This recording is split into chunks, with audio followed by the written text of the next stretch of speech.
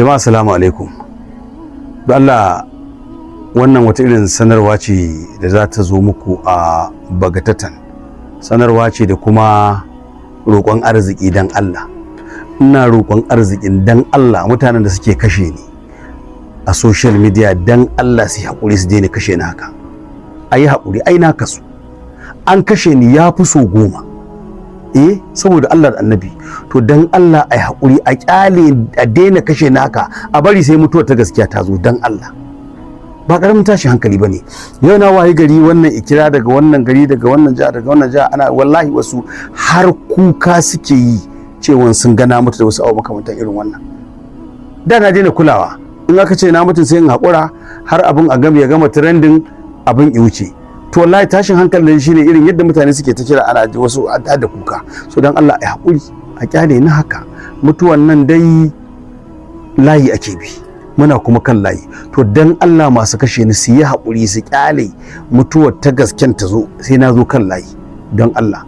Ku kuma masoya da ake ta abin nan, don Allah ku hakuri. Mutuwan nan ba ta Allah da Annabi bace. Wallahi wasu ne suke yi kakoi. Ku yi hakuri dan Allah don Annabi. Ina godiya da soyayyar da aka nuna. Don Allah a yi haƙuri, a ƙara haƙuri, na gode. A yi haƙuri a banna sai mutuwar ta gaske ta zo, ko ba haka ba ne? Ku zo mu ɗauki tallan nan, ina shi wannan ɗin. Duk abin da aka ce doka ce an rubuta an kai wa gwamnati ta sa hannu, to ya zama dole, ko kana so ko ba ka so dole ka bi, doka ce. Ba maganan lallaba mutane su bi dokan, a kira su a ce an sa, ko ba a kira mutane ba aka ce ga doka. Na farko dai yawanci kowane irin doka a Najeriya idan aka ce wannan shine dokan na farko, to wannan na farkon za a iya masa afuwa saboda shine doka ta farko da ya karya, kuma ba a san da ita ba, sauran mutane kuma sai su sani, sai kowa ya gyara.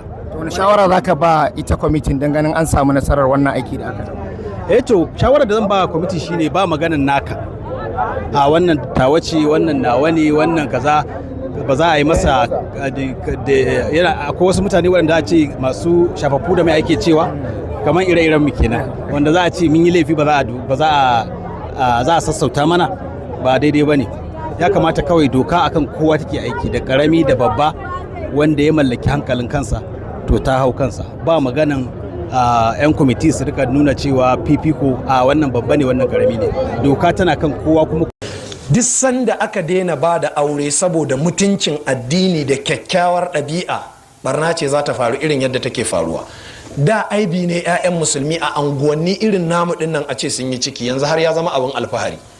Yo wata har sai ta ce yo mai uba ma ta goya balle ni mai shege. Wai kaji shege ma yanzu ya fi mai uba asali a anguwar.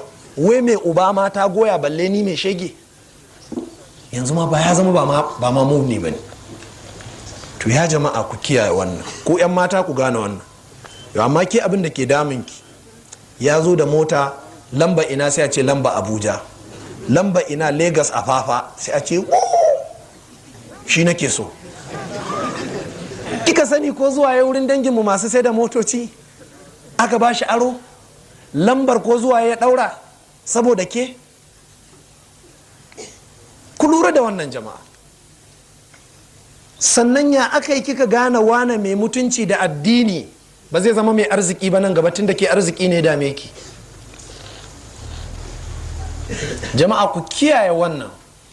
Waɗannan 'ya'yan mata shi yasa shari'ar musulunci ta ɗauki tarbiyyarsu ta bayar a hannunka kai uba. Aka ce kai mata zaɓi, amma zaɓin na yana da ƙa'ida. Ƙa'idar ita ce kaka sake ta riƙa. In ta rika nassin hadisi ya ɗauke 'yancin daga hannunka ya bata. Kyakkyawan hadisi ingantacce yana cikin sunan Abi Dawud, karanta Bulugul Maram. Wata 'ya ubanta ya mata auren dole, ta ce bata yadda ba, aka kai ƙara wurin Annabi sallallahu alaihi wasallam. Annabi ya ce to ke kan al'amarinki a hannunki yake, in kin so ki zartar ki zartar, in kuma kin so ki watse aure ki watse. Ta ce to na zartar da aure, amma na yi wa babana haka ne don ya san cewa ba su da iko akan irinmu.